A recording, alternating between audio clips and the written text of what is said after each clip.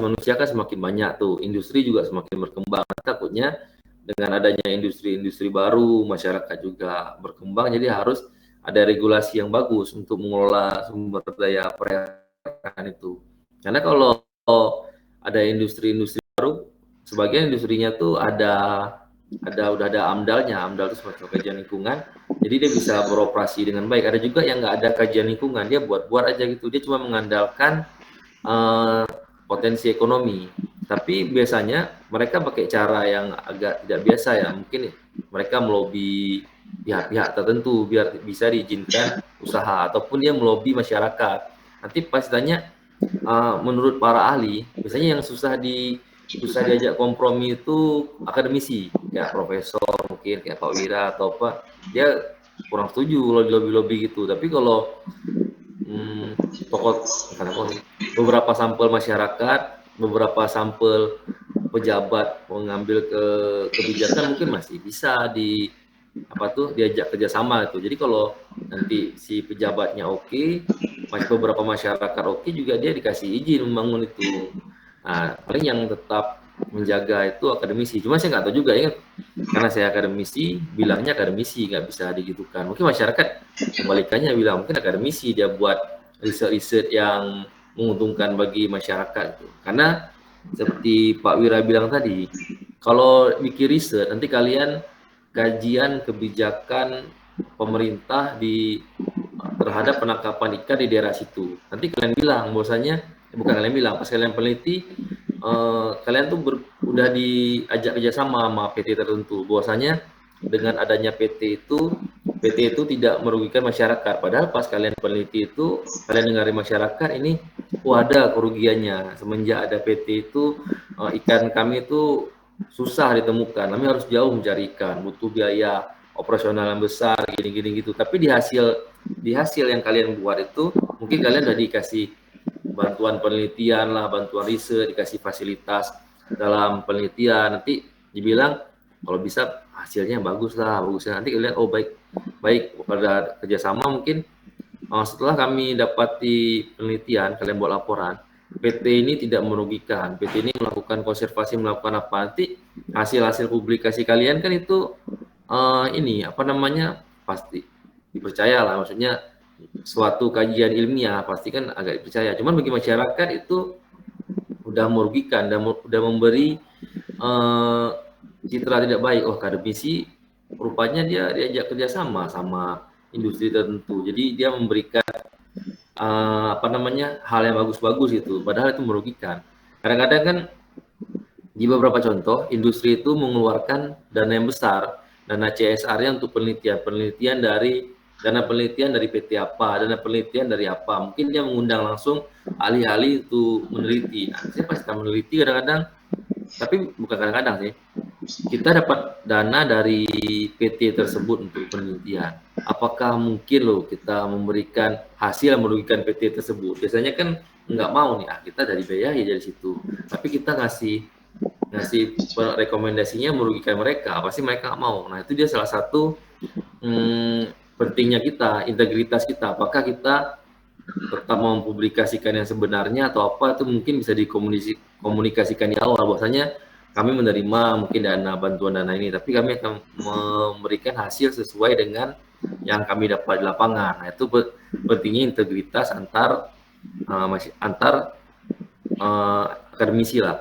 Ataupun kalau pemerintah misalkan dia tanya sama PT itu, mungkin PT itu mengadakan bantuan penyediaan alat-alat di pemerintahan tuh, mungkin kasih bantuan untuk masyarakat, bantuan alat tangkap, bantuan kapal, bantuan anak sekolah, bantuan sembako atau apa. Jadi kan masyarakat tuh bingung ya, ini mau kita bilang ini PT ini merusak, tapi dia memberikan bantuan itu. Sementara kan efeknya itu mungkin efeknya pencemaran atau overfishing, itu merugikan pihak-pihak tertentu. Tapi kan di masyarakat suatu daerah itu kan nggak mungkin nelayan semua, itu pasti ada yang non nelayan. Mungkin mereka bantuan yang non nelayan, atau dibantu nelayan, beberapa tokoh nelayan itu, jadi udah beda aja kebijakannya takutnya. Nah, itu makanya perlu pas kalian nanti penelitian yang seperti Pak Wira bilang tadi ya, integritasnya coba dipertahankan ataupun juga berkoordinasi seperti dengan dosen-dosen senior, pembimbing seperti apa kebijakan yang akan kita ambil itu, apakah tetap seperti sebenarnya ataupun kita sama-sama menjaga nama baik atau apa gitu. Tapi tergantung keadaan juga, kalau daerahnya sudah sangat overfishing atau rusak ya kita sampaikan, tapi kalau daerah yang masih bagus ya bagus itu. Coba Diva turun lagi. Tanya. Kalau ada yang mau ditanyain boleh ya sambil bertanya. Kalau ada yang bingung atau apa gitu kan. Nah, di sini ada lagi kebijakan bidang sumber daya perairan ditujukan pada upaya mengelola sumber daya perairan, baik yang dapat diperbarui maupun yang tidak dapat diperbarui. Jadi kalau saya tanya sama adik-adik, sumber daya di perairan yang tidak dapat diperbarui seperti apa ya? Yang dapat diperbarui sama tidak dapat diperbarui seperti apa? Contohnya.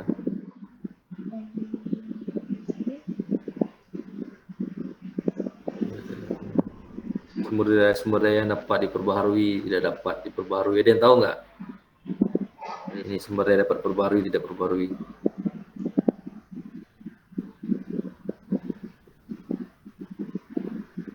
Ada yang tahu? Nikel, Pak. Mana Ulan? Nikel tidak dapat diperbarui, Pak. Apa? Nikel. Ya. Bara. Itu yang mana Reza? Abang Reza? Batu bara, minyak bumi, gas.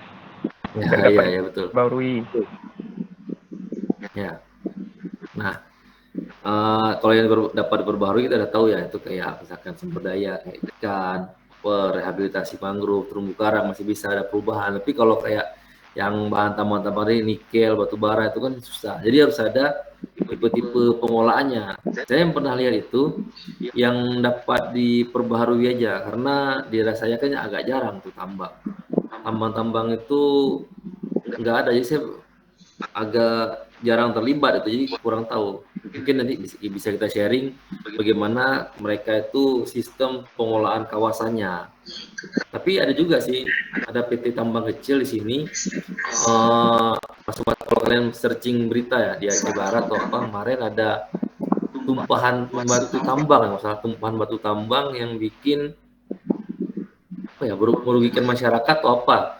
Cuma mereka kan sebagian tuh ada ini nih, ada marah tuh, batu tambangnya mungkin merugikan dari apa. Habis itu dari PT buat kebijakan, mereka akan mengganti batu tambang yang tumpah itu satu karung beras yang ukuran 15 kilo diganti 20.000 atau 25.000. Nah, masyarakat sebagai masyarakat malah berbalik arah, dia malah mengumpulkan batu tambang yang jatuh itu di karung beras kan dan dijual balik, ya mereka nggak marah lagi.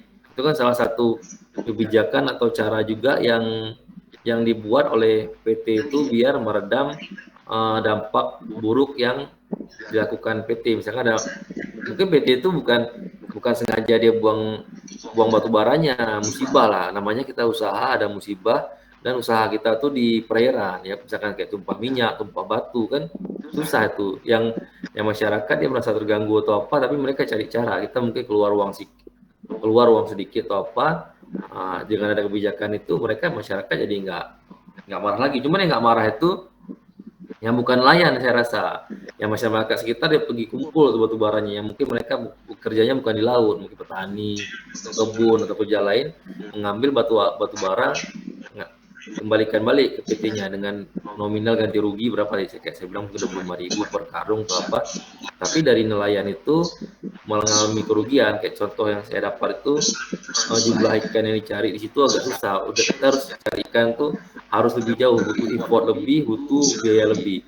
Nah, kemudian perairannya juga jadi keruh atau apa gitu. Tapi kalau sistem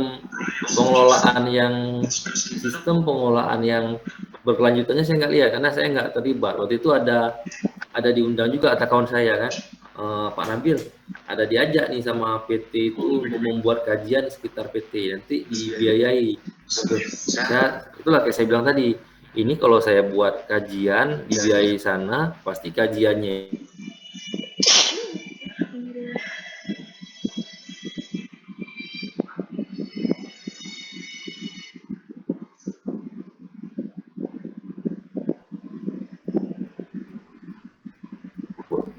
Ini suara saya terdengar? Terdengar, Pak. Oke, tadi koneksi terputus. Nah, kayak saya bilang tadi, saya waktu itu ada bukan tahun lalu dikabari sama dosen muda dari kawan saya, Pak Nabil, ada tawaran riset nih dari PT Pulan tentang tambangnya, dampaknya terhadap masyarakat atau apa kan. Kita ambil yuk, ada bantuan nih. Saya pikir-pikir kan, ini dibiayai nih. Kalau bagi dosen kita bisa keluarin publikasi, kita bisa pengabdian ke masyarakat atau apa. Cuma pas saya lihat, oh temanya nih kalau kita kasih tahu hasil secara langsung, kita lihat masyarakat udah mengeluh. Ini kalau kita bilang hasilnya bagus, masyarakat mengeluh kan jadi jelek nama kampus kita nanti. Langsung jadi kurang bagus nama kita depan mahasiswa. Masa dosen yang mengajarkan dia cerita ini itu rupanya dia pas bekerja dengan PT udah bilang bagus kan, integritas kita kurang. Kira saya menolak itu kan, tapi nggak tahu mungkin mereka entah berikutnya saya dengar mau ngajak Pemda, mungkin saya berikutnya Pemda itu saya nggak lihat apa hasilnya waktu itu mereka mau merekrut penyelam yang ingin membuktikan bahwasanya ekologi di situ baik-baik saja gitu. Nah teman itu saya nggak ngikuti lagi, entah mungkin penyelam tuh nggak mau ambil resiko menyelam di daerah yang udah keruh ataupun itu juga hasilnya nanti kan ya nggak mungkin dibilang bagus kalau masyarakat udah bilang ada kendala. Jangan sampai gara-gara ada tambahan sedikit lah ataupun ada biaya sedikit kita udah merugikan masyarakat. Karena kan kita harus mengutamakan masyarakat, karena masyarakat kan orang yang selalu berkegiatan di situ. Jadi kita harus, tapi kan kita juga nggak mungkin tuh suruh menutup PT Tambang itu. PT Tambang itu kan dia menghasilkan pendapatan daerah. Pendapatan daerah itu menguntungkan juga untuk beasiswa, untuk apa. Bisa juga ekspor sumber daya alam untuk menjual sumber daya alam kita untuk pendapatan daerah lah. Itu kan penting.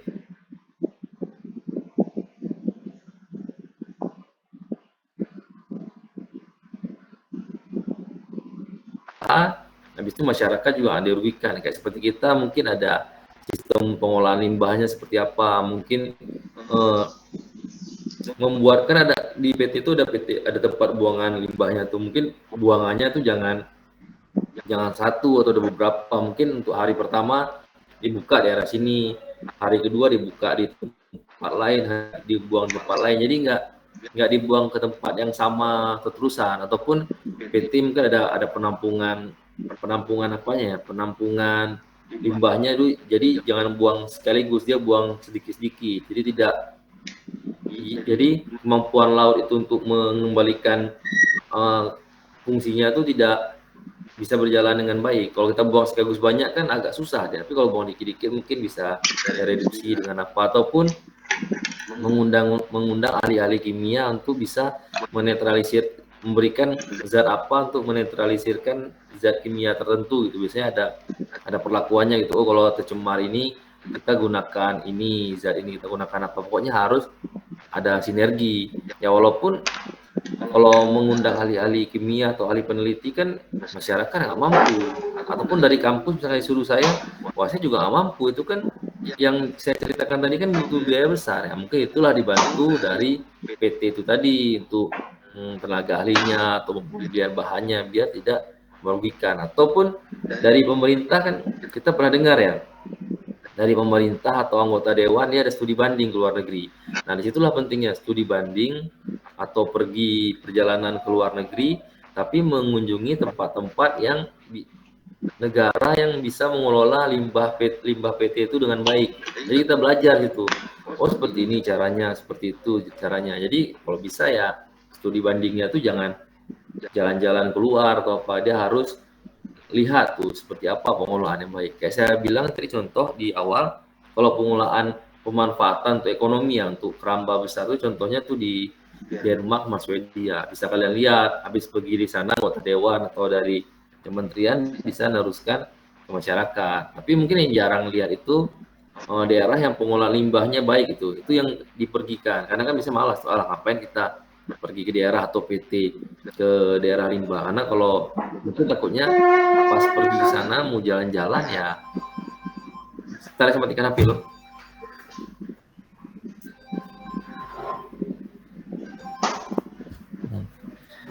Nah, di situ takutnya nanti udah jalan-jalan ke luar negeri, maunya mereka ke tempat yang bagus-bagus saja. Sementara kita perlu untuk mengetahui pengolahan-pengolahan